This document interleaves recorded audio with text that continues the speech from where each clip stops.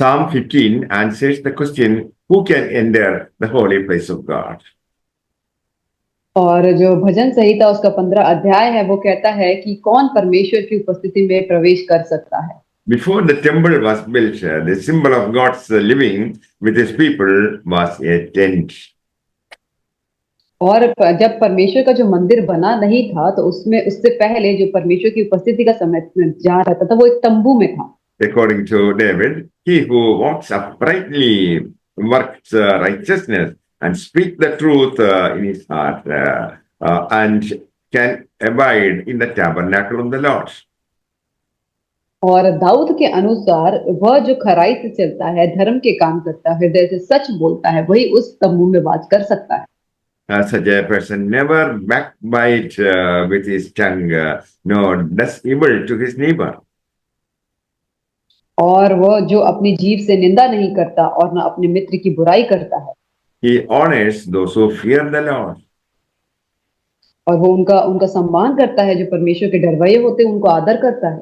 He does not put out his money at usury. और जो अपने पैसे को ब्याज पे नहीं लगाता।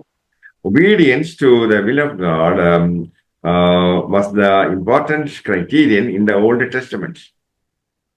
और परमेश्वर की जो इच्छा है उसको ओबे करना, उसको मानना ही सबसे बहुत महत्वपूर्ण चीज थी पुराने नियम में। But in those days, God's people failed to obey the commandments in their flesh.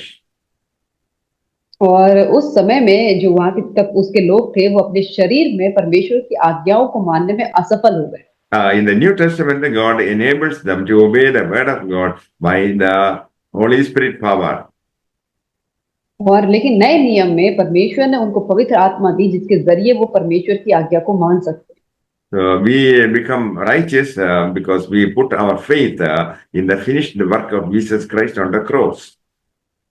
और हम जो है वो धर्मी ठहराए गए हैं क्योंकि हमने जो विश्वास किया है कि परमेश्वर ने जो क्रूस पे जो काम किया है उस काम के ऊपर हमने अपना भरोसा रखा है। So we are born again Christians. और हम जो है फिर से जन्माए हुए मसीह हैं। It is by the power of the Holy Spirit. और ये पवित्र आत्मा की ताकत से है। The Holy Spirit is our helper to obey the word of God.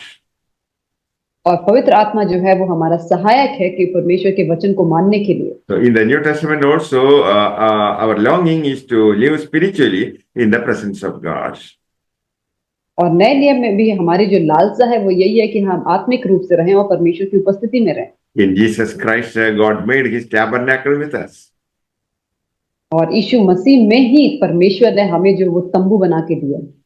So our fellowship with God changed our nature.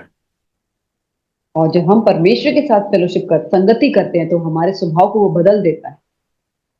Gospel of John, chapter 1, verse 14. और यूहन्ना रचित सुसमाचार उसका 1 अध्याय उसका 14 वचन। And the word was made flesh and dwelt among us, and we beheld his glory, the glory also the only begotten of the Father, full of grace and truth. और वचन देहधारी हुआ और अनुग्रह और सच्चाई से परिपूर्ण होकर हमारे बीच में डेरा किया और हमने उसकी ऐसी महिमा देखी जैसी पिता के एकलौते की महिमा। Revelation 21 verse 3. और प्रकाशित वाक्य उसका 21 अध्याय उसका वचन 3। And I heard a great voice out of heaven saying, Behold, the tabernacle of God is with men, and he will dwell with them, and they shall be his people, and God himself shall be with them and be their God.